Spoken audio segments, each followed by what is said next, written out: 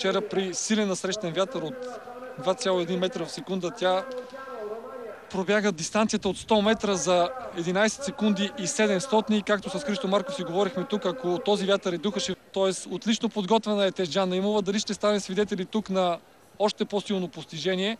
Тежджан Наимова, пети коридор България, бягане на 200 метра, стартът вече е даден. За съжаление, на срещен вятър и хладно време, около 20 градуса, даже и по-малко, не пречи на Тежджан Наимова да прави фурор тук на пистата на националния стадион Васил Левски. Безапелационна е Тежджан и се устремила към първото място. Тежджан Наимова метри преди финала ще грабне нова втора победа от Балканското първенство по лека атлетика. Резултатът ти е 22 секунди и 71 стотни. Първо място за Тежджан Наимова с 30 по-слабо от собственото си лично постижение, но предвид лошите атмосферни условия, силния насрещен вятър, студеното време, в отлична форма е Тежджан Наимова. Дано не е влязла в прекалено рано в тази върхова форма Тежджан, защото предстои състезание световно първенство в края на август в Япония, където тя е готова не само за финал, но и за медал, според мен,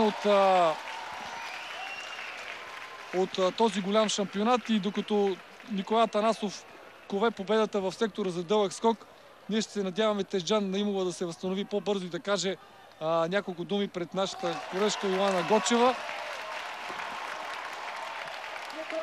В този момент 8 метра и 9 сантиметра преодоля Николай Атанасов в сектора за дълъг скок и се доближи само на 1 сантиметр от собственото си постижение.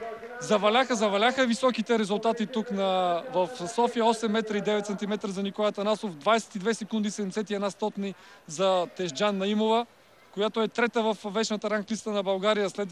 Пред нея са само 22 секунди 1 стотни Анелия Нунева и Надежда Георгиева с 22,42. Тежджан има 22,43. Тази вечер постигна 22,71. Спринтьорката на Стойко Цонов, който се оплакваше, че много бързо губи килограми Тежджан.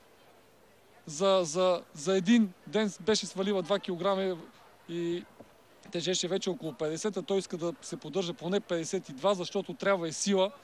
Виждаме, че доста се отличава тя от мощните спринтьорки от Ямайка и от Съединените щати, които имат много мускулна маса, докато крехка, нежна е сравнително за спринтьорка Тежджан Наимова, но това не й пречи да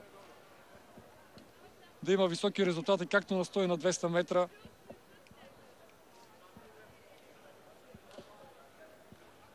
Тежджан Наимова сигурно съжалява, че тази върхова форма не можа да я реализира в момента, предвид лошите условия тук на Васил Левски. Има предвид лоши не като състояние на пистата, а като